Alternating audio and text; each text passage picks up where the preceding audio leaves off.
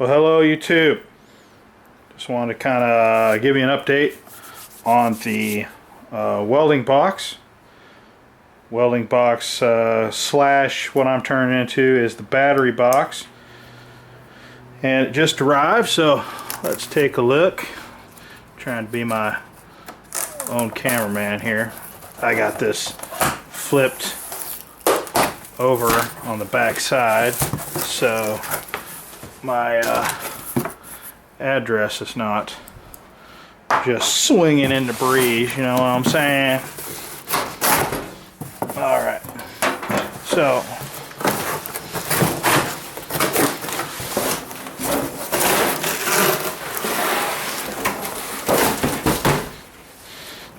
let's see here.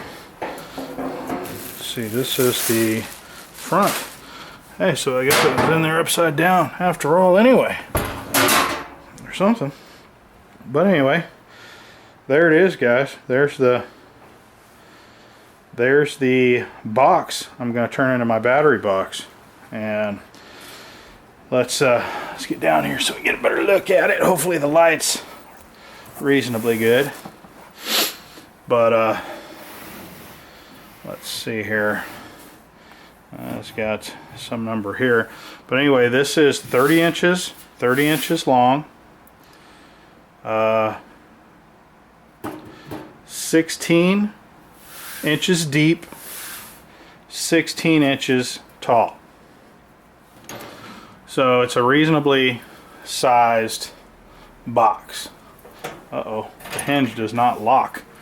Looks like it just goes all the way over. Okay. Yeah. What's this thing? Ooh. Gotta be careful here. Looking as if we may have marked up the floor here from sliding it. Okay. So anyway, this is a pretty stout box, as you can clearly see. And show you some of the other stuff that has arrived here. This here is the sheet for my odd-shaped bed. It's a twin XL sheet. Egyptian cotton, should be very, very nice to sleep on.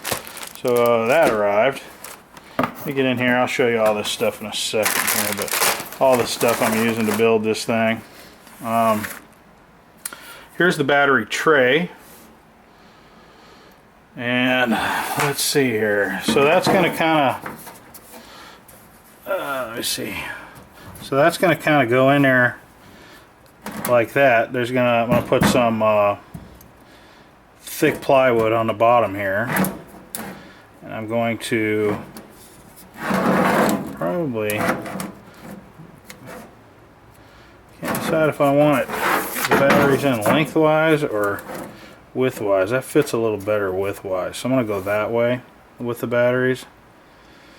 But this is a dual battery tray right here, and not made the best, but you know, it's going to be inside this heavy steel box, so in the event of an accident, clearly this tray will not survive, but I'm not going to be relying on this tray for very much. Just to kind of set my batteries in is basically what this is. I'm going to show you kind of how I'm setting this up. There is a strap that goes underneath. You can see that this package opened up or whatever, but there's a strap that fits underneath this tray, and then I'm going to put some heavy-duty tie-down locations on both sides of it, and then I'm going to use a really heavy-duty strap to to hold the batteries down. And then, like I said, this box right here will be attached to the van very securely. But what I'm trying to do here is make this box completely self-contained. My entire power system for the van will be self-contained in this box.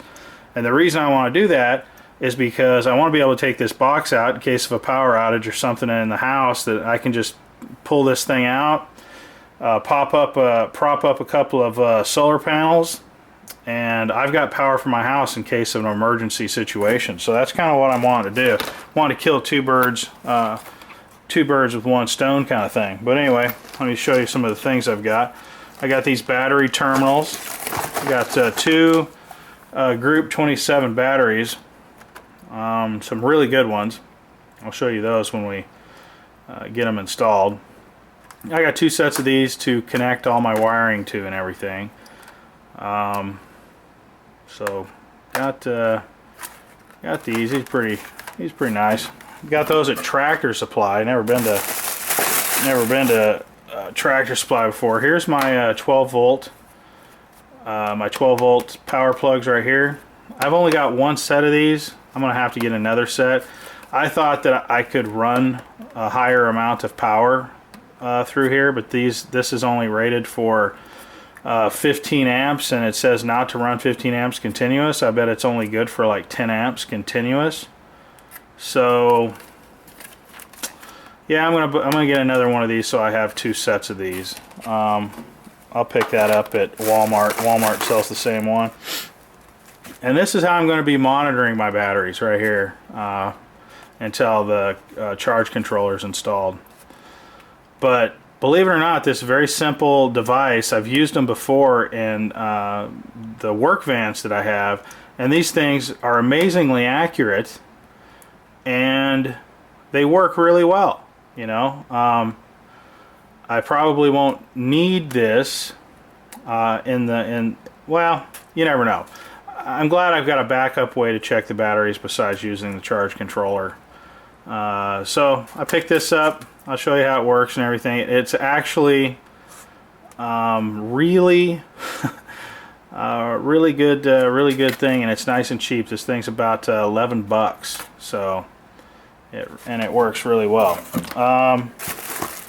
So I got me this here so I can I found out on that little camping trip that me and Joanna went on that I don't like my van to be tilted. So I'm going to try and use this to get the van in as level a position in the future as I can. Yeah, I just willy-nilly, because I didn't know any better, just pulled up, and the van was all leaning to the back, and yeah, I wasn't very comfortable with it like that. I mean, maybe I get used to that kind of thing, I don't know. But here's my shore power plug that I bought. I'm going to use this to you know, plug in when there's available power. So I've got this going. I probably won't install this right away. I don't really have a need for it right now, but I will in the future. So I'll probably install it. I'm still having issues with drilling holes in my brand new van. I'm still hung up on that kind of stuff. Hopefully I can get over that a little bit. I don't know. And then I got myself a torch to do the soldering on the battery cables. A lot of people use soldering irons and big soldering irons and stuff, and I just prefer a torch. It's easier and faster for me. So I've had a torch for a long time. I'm very good with a torch. I've had a lot of practice, and my last one was so old that I finally, when I was installing the trailer wiring for the trailer lights, finally gave up and died. So I went and bought me one of these. This one's got some really good reviews on Amazon, so I bought this one. We'll try it out, see what I think, see how it matches up to my 10-year-old one. Okay, now this here is just fuse holders. I probably will install a fuse block at some point in time, but I want to keep things really simple, and I don't need very many of these. I bought a pack of them because that's the way they come on Amazon. They come with the fuses and everything. I have to change out the fuses though. But I need like one or two of these, so I got me a whole pack of them, extras for other stuff, I guess. Here's the power wire I'm going to use to install these. These are the lights that I bought to use inside the van. Let me see if one of these is open here. One of these open. I think this one's open. But just to give you an idea what these look like. These have their own power switch, so I don't have to wire up a switch. Just trying to keep things as simple as possible. The simpler I make something, the less likely it is to have issues with it. But I'm just going to mount one, you know, inside the battery box to illuminate the battery box in case I have to do something inside the the battery box. And like I said, they have their own self-contained power switches. So I'm going to probably just wire one of these and put it in here, and then I'm going to use a length of 25 feet to wire up the second one, and I'm going to put magnets on the back of it so I can stick it wherever I want. You know, whenever I get to where I'm going, I can just take out the light and kind of just stick it to the side of the van. One of these I think will probably light up the van just fine. Two of them together probably do a real good job. These draw very little power. I think it's crazy low, like it's like 4 watts or something ridiculously low.